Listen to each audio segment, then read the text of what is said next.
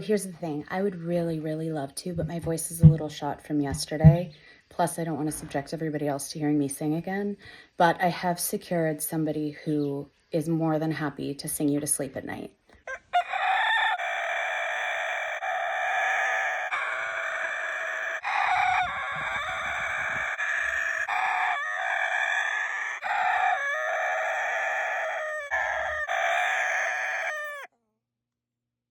Thank you, Brad. That was very soothing.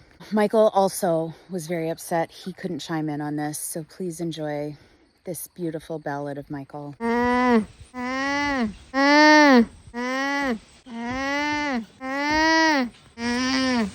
You gotta know, I'm not just some guy. That was the voice of an angel. I can't even look at you right now.